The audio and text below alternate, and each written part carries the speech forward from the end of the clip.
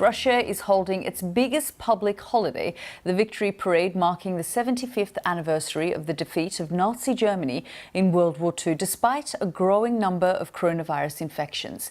The parade is usually held on May the 9th, but was delayed because of the pandemic. This year's event holds special significance for President Putin because in a week's time, Russia will hold a constitutional vote which could allow him to stay in power until 2036. Our correspondent Steve Rosenberg has been watching the event in Red Square. Hurrah!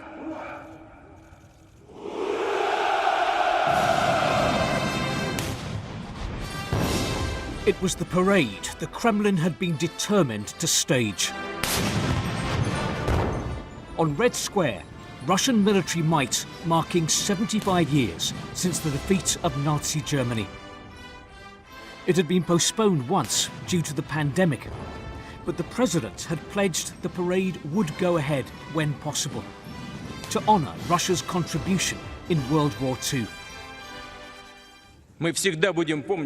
We will always remember that Nazism was crushed by the Soviet people, by millions of people of different ethnicities from all republics of the Soviet Union. No masks for the military and no social distancing, but the Kremlin insists this was safe. Vladimir Putin's decision to push ahead with this parade now is a controversial one. The Kremlin leader claims that the coronavirus is in retreat, but it's not beaten. The city of Moscow alone is registering around 1,000 new COVID cases every day. So why did Vladimir Putin decide the military show must go on? Partly because Russia's victory in World War II has become a cornerstone of the country's national idea. But more crucially, the president is hoping the parade boosts his popularity ahead of a referendum on extending his rule. Voting starts tomorrow. War veteran Nikolai Yarko wasn't worried. Вирус победим. We'll beat the virus, he says, just like we defeated the Nazis. Фашистов. It's fighting talk like that the Kremlin is keen to encourage. Steve Rosenberg, BBC News, Moscow. Well, earlier I spoke to our Moscow correspondent Sarah Rainsford, who explained what the public reaction has been to the parade going ahead. This was a parade that was staged in cities right across the country, fewer than it would normally be in a non-coronavirus year. Some places decided it wasn't safe to go ahead, but a couple of dozen cities that did stage this parade.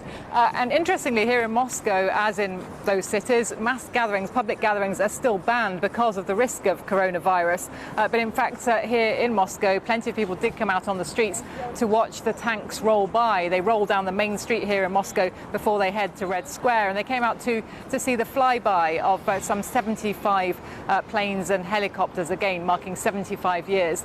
This is a big national holiday in Russia. It is a major day on the calendar, so people did want to mark it. But of course, there is still that very real risk of the coronavirus. And even though many of the restrictions have been relaxed in recent days here in Moscow, the risk is still present, of course. And of course, that vote is going to take place next week. What's his popularity like at the moment?